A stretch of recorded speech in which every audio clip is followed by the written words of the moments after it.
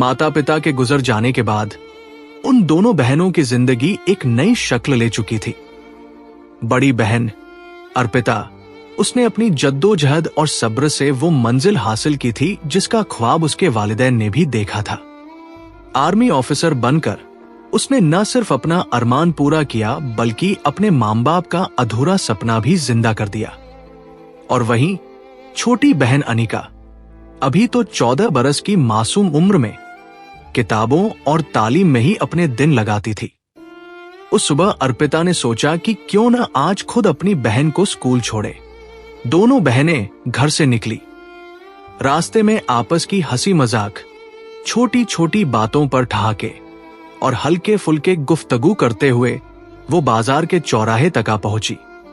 अभी सड़क पार करने ही को थी कि अचानक तेज रफ्तार में आती हुई एक मोटरसाइकिल ने दोनों को टक्कर दे मारी। दोनों बहनें जमीन पर गिर पड़ी। मोटरसाइकिल पर सवार शख्स इंस्पेक्टर राघव था। उसने झटके से गाड़ी रोकी, गुस्से में उतरकर ऊंची आवाज में चिल्लाया, तुम्हें नजर नहीं आता?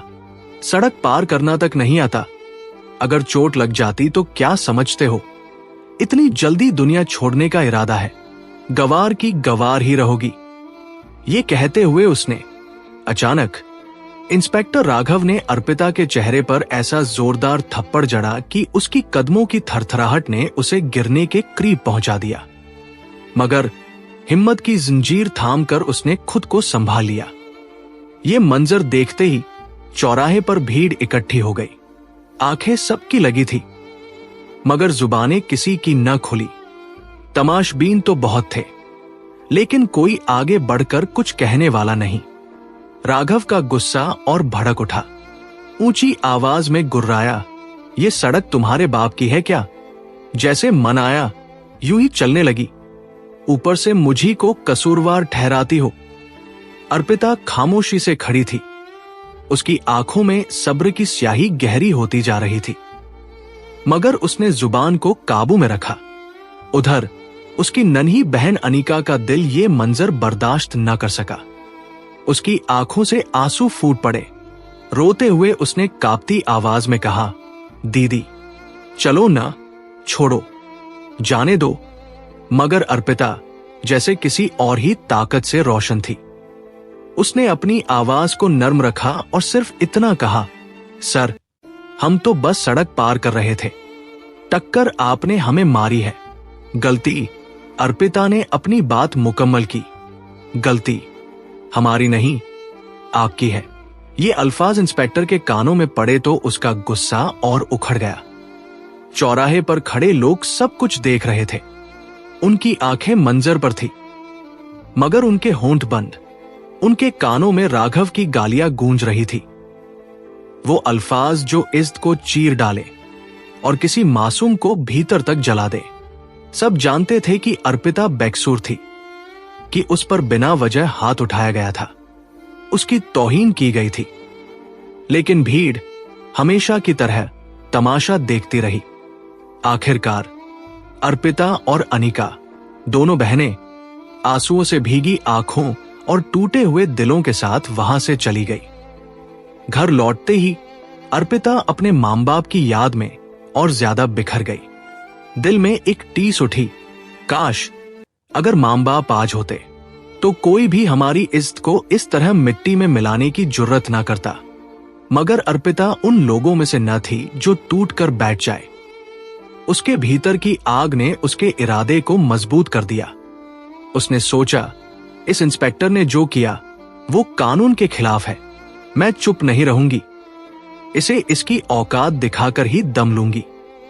जब तक इसे सस्पेंड न करवा दूं, चैन से न बैठूंगी। दूसरे दिन सुबह उसने सफेद साड़ी पहनी।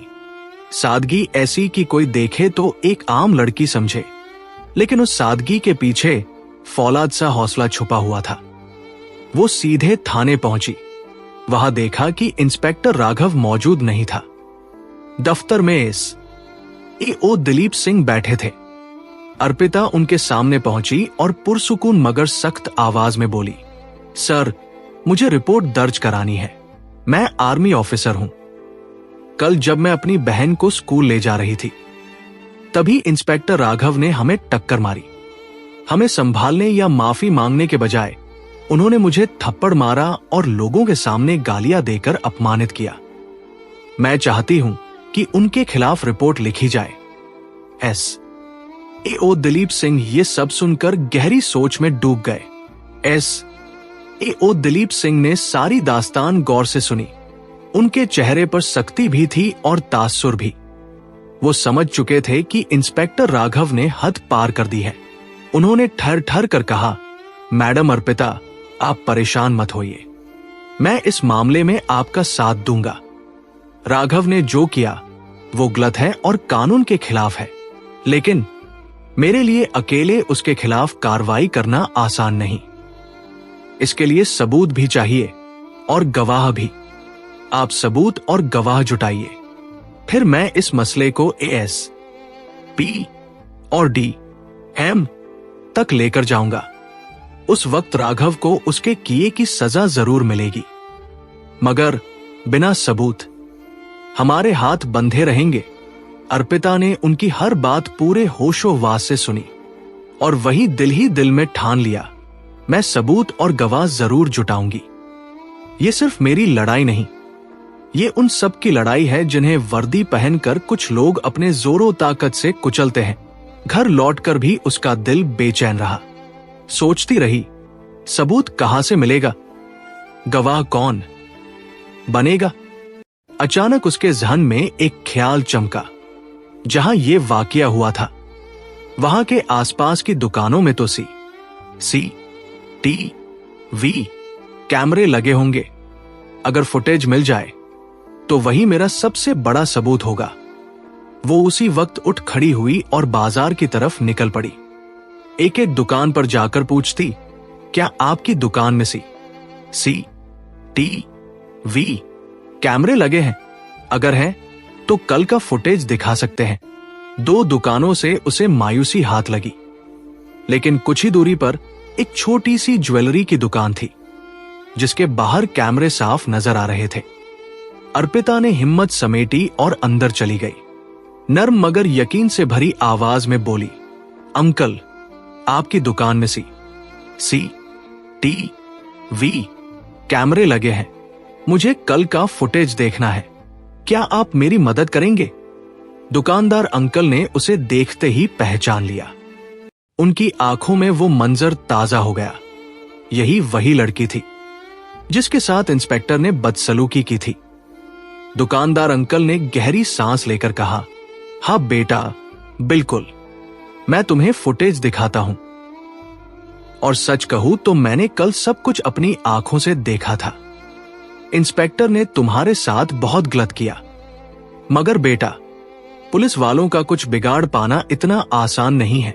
अर्पिता ने तुरंत मजबूत आवाज में जवाब दिया, नहीं अंकल, ऐसा नहीं है।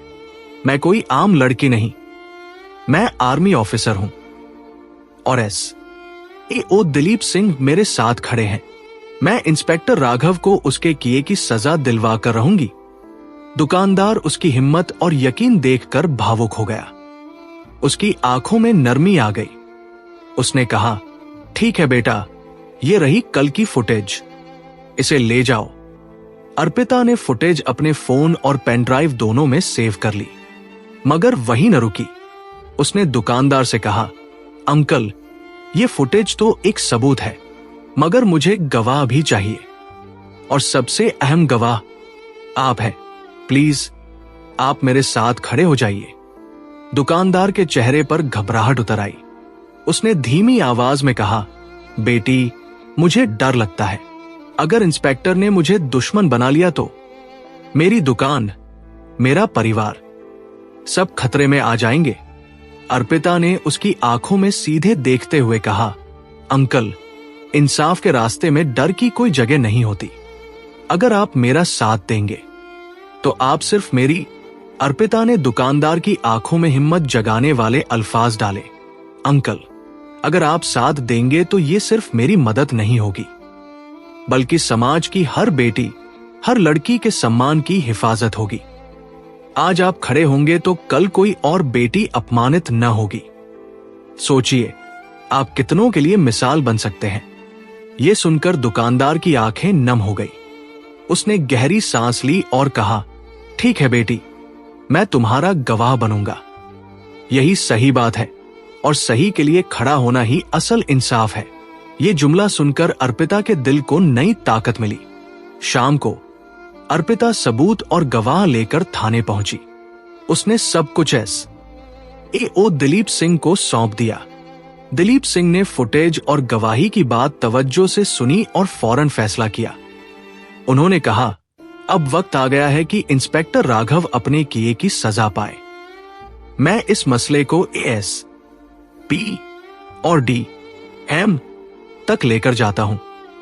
उसी वक्त वो अर्पिता और दुकानदार गवाह को साथ लेकर एस, पी दफ्तर पहुंचे।